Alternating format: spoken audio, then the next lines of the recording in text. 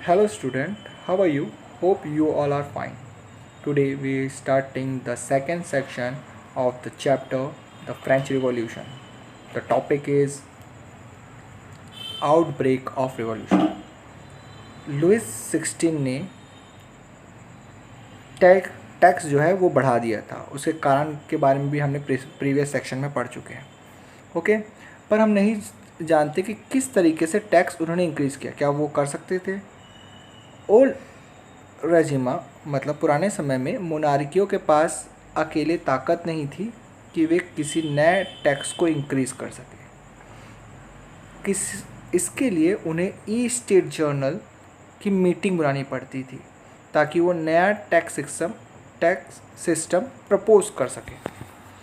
Okay, ई state journal एक political body थी जिसमें तीनों ई स्टेट, फर्स्ट ई स्टेट, सेकेंड ई स्टेट और थर्ड ई स्टेट के रिप्रेजेंटेटिव शामिल हुआ करते थे और मीटिंग में डिसाइड करते थे कि टैक्स सिस्टम लागू करना है या नहीं। पर हाँ, मोनार्की के पास ये ताकत ज़रूर थी कि वो डिसाइड कर सकता था कि ई स्टेट जर्नल की मीटिंग कब बुलानी है या नहीं बुलानी है। लास्ट बार यह मीटिंग 1614 में हुई थी। ओके, तो ये 5 मई 1789 का दिन था जब लुइस 16 ने ई स्टेट जर्नल की मीटिंग बुलाई ताकि वो नया टैक्स सिस्टम प्रपोज कर सके। यह मीटिंग वर्सिया के हॉल में होने वाली थी जहाँ पे ये लोग गैदर हुए थे। फर्स्ट और सेकेंड ई स्टेट के टोटल 300 ईच रिप्रेजेंटेटिव आए थे। मतलब फर्स्ट ई स्टेट के 300 रिप्रेजेंटेटिव और सेकेंड ई स्टेट के 300 रिप्रेजेंटेटिव जिन्हें जो बराबर रो में उनके बैठने की व्यवस्था की गई थी। चेयर लगा हुआ था दो असेंबली हॉल के दोनों साइड। ओके, और 600 मेंबर्स थर्ड ई स्टेट के आए थे जो पीछे साइड खड़े हुए थे। ओके, थर्ड ई स्टेट के जो रिप्रेजेंटेटिव थे ज़्यादा प्रॉस्परस और एजुकेटेड मेंबर ही आए थे। पेशेंट, आर्टिस्ट, वुमेन्स, इन लोगों को तो असेंबली में शामिल होने की इजाज़त ही नहीं थी। ये थर्ड ई स्टेट वाले अपने साथ 40,000 लेटर्स लाए थे जिसमें उनकी डिमांड्स थी और लोगों की क्या प्रॉब्लम्स है वो सब वे लाए थे और उन्होंने ये चीज़ें राजा के सामने प्रस्तुत करी। अब हम जान लेते हैं कि वोटिंग सिस्टम कैसा था ई स्टेट जर्नल का। ई स्टेट जर्नल की वोटिंग प्रिंसिपल ये था कि हर एक ई स्टेट एक ही वोट करेगा। मतलब फर्स्ट ई स्टेट वाले 300 मेंबर एक वोट करेंगे, सेकेंड ई स्टेट वाले 300 मेंबर एक वोट और 600 जो मेंबर्स आए थे थर्ड ई स्टेट के वे एक वोट करेंगे। लुइस 16 ने भी यही सिस्टम कंटिन्यू रखा इस मीटिंग में भी। पर थर्ड ई स्टेट वाले डिमांड कर रहे थे कि हर एक मेंबर को एक वोट का अधिकार मिलना चाहिए, ये ज़्यादा सूटेबल होगा। ये एक डेमोक्रेटिक प्रिंसिपल था जो फिलोसोफर रूसो ने अपनी बुक द सोशल कॉन्ट्रैक्ट में बताया था। किंग ने यह डिमांड रिजेक्ट कर दी और इसको सुन के थर्ड स्टेट वाले जितने भी रिप्रेजेंटेटिव थे वे असेंबली छोड़ के चले गए और उन्होंने प्रोटेस्ट किया। ये रिप्रेजेंटेटिव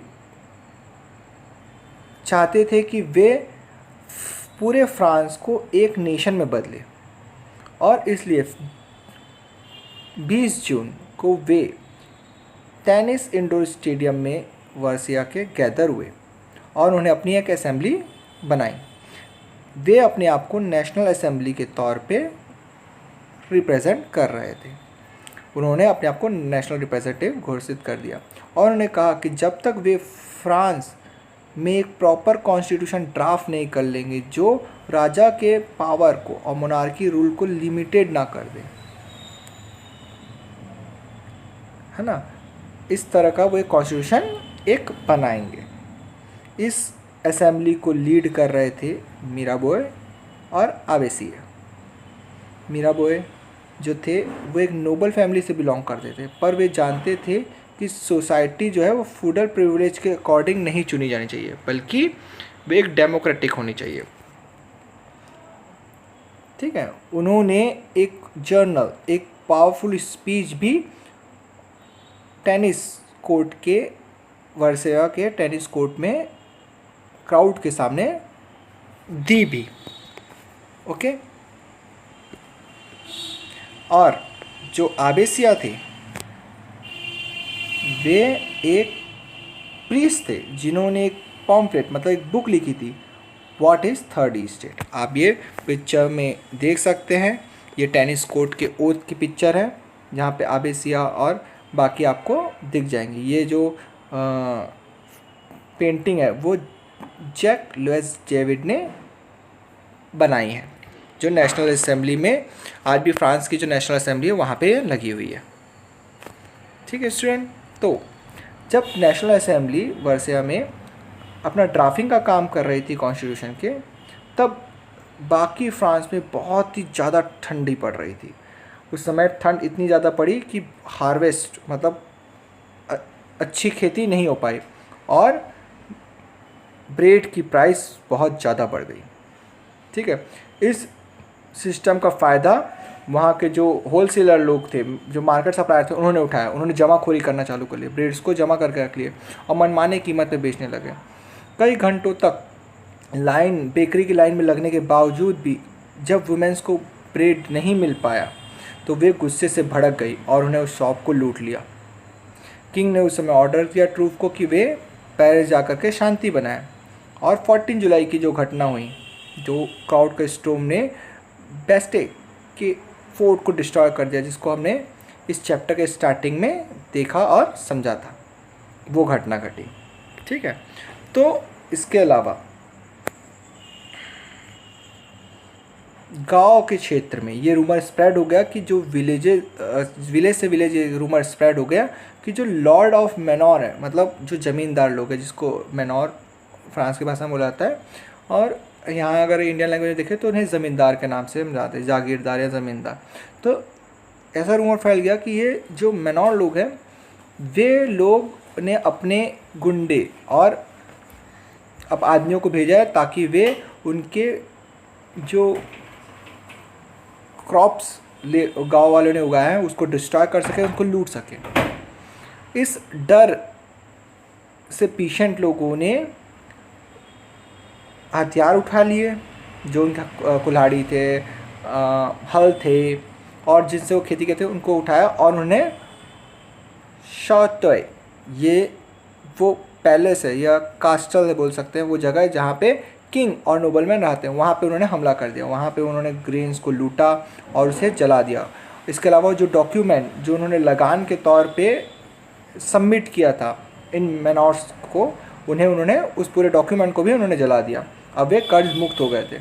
इस घटना को देख के जो नोबल्स मैन थे वो डर गए और वे वो जगह छोड़ करके दूसरे पड़ोसी देश में जाकर छिप गए। इस घटना से जो राजा था, जब उनके कान में ये बात पता चली, उन्हें पता चला कि ये घटना घटी, तो लुईस 16 ने फाइनली डिसाइड किया कि वो नेशनल असेंबली को रिकॉग्नाइज कर सपोर्ट करेंगे और उन्हें उनकी जो प्रिंसिपल बना है और जो उन्होंने पावर्स बनाए हैं उन्हें वो एक्सेप्ट कर लेंगे। ठीक है, जो उन्होंने कॉन्स्टिट्यूशन बनाया है। और 4 अगस्त 1789 वो दिन था जब असेंबली ने ऐसा कॉन्स्टिट्यूशन पास किया और उसके अलावा जो उन्होंने टैक्स इंक्रीज़ किया था उसको भी उन्होंने ख़त्म कर दिया। ये मेंबर लोगों ने जितने भी क्लर्गी थे उनके प्रिविलेज छीन लिए, कम कर दिए, और जो टिथ करके चर्च के पास टैक्स सिस्टम था उसको भी उन्होंने ख़त्म कर दिया। इसके अलावा गवर्नमेंट ने इन चर्च और जो क्लर्गी लोग थे उनकी जो प्रॉपर्टी उनको सीज कर ली, उनको जमा कर लिया। तो उन्हें पता चला कि ये प्रॉपर्टी अपने आप में 2 बिलियन लीवर की थी। हमने इससे पहले पढ़ा कि जो फ्रांस था उसके बाद 2 बिलियन तक का कर्ज था। तो ये प्रॉपर्टी जो ओनर्स थे वो इतनी प्रॉपर्टी जमा करके अपने पास रखे हुए थे, तो ये उतनी प्रॉपर्टी की कीमत थी।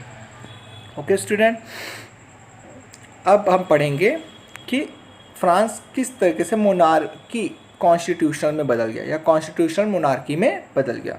Okay, France become a constitutional monarchy.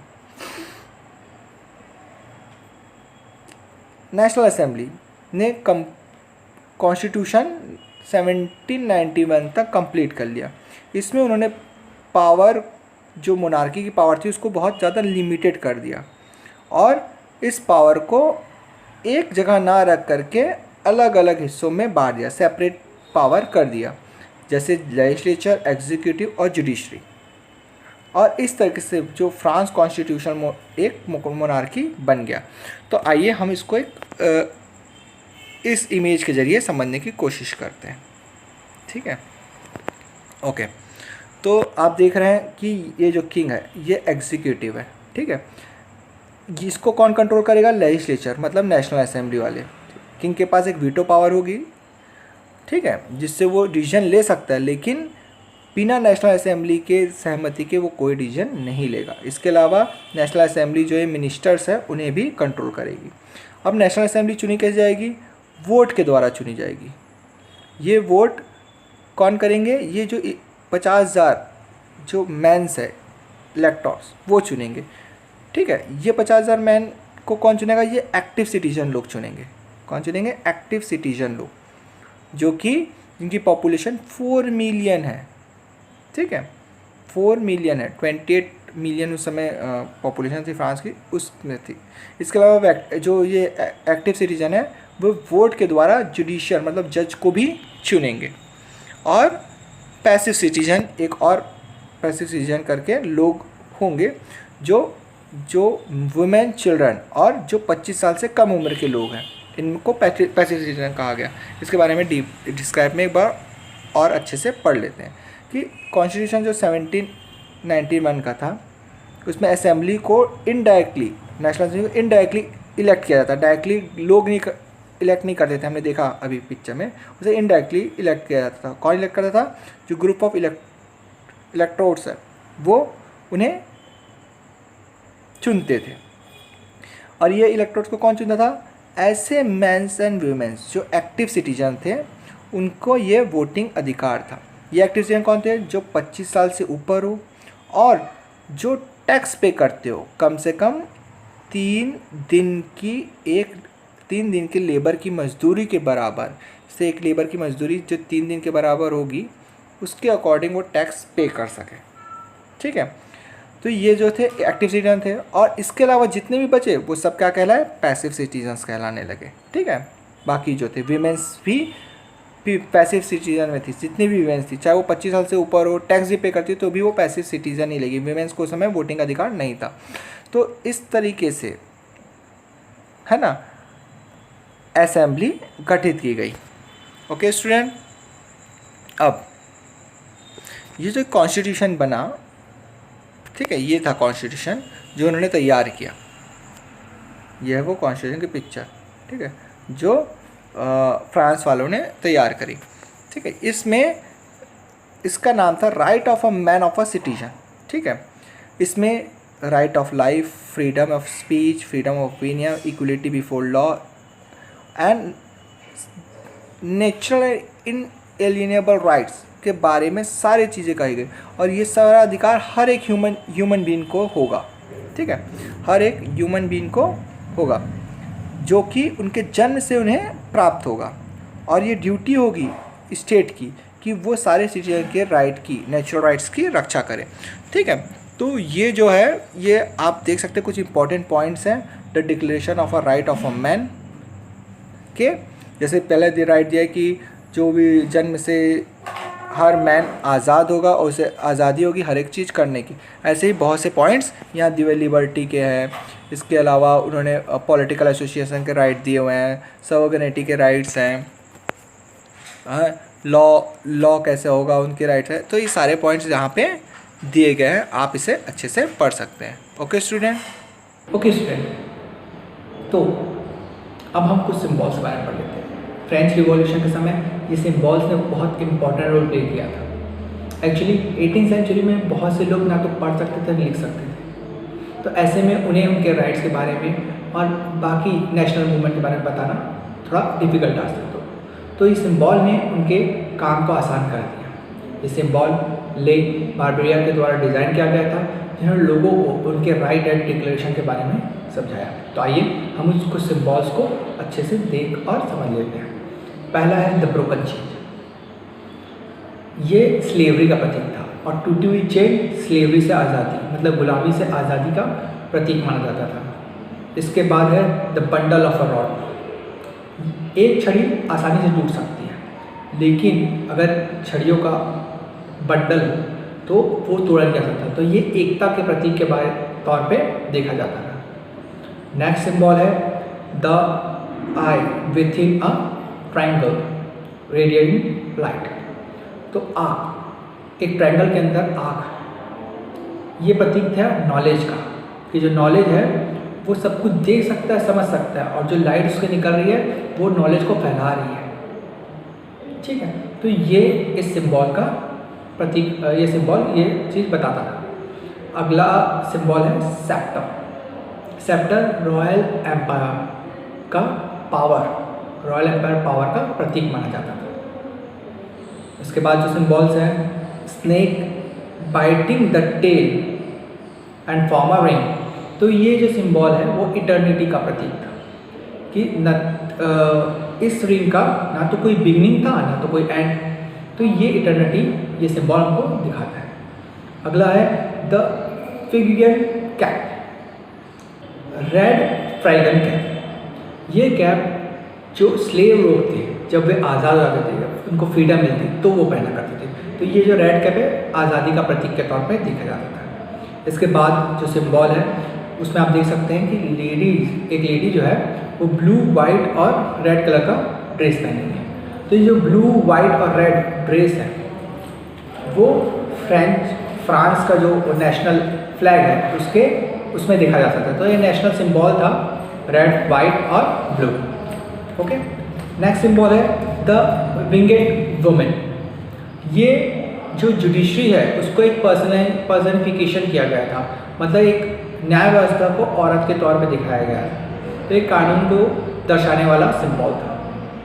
और लास्ट जो सिंबल है वह है द लॉ टेम्पलेट। ये दिखाता था कि जो लॉ है वो सारे मेंस एंड वुमेन्स के लिए इक्वल है, किसी के साथ ज़्यादती नहीं होगी, सबके लिए कानून एक बराबर है। तो ये इस चीज़ का प्रतीक था।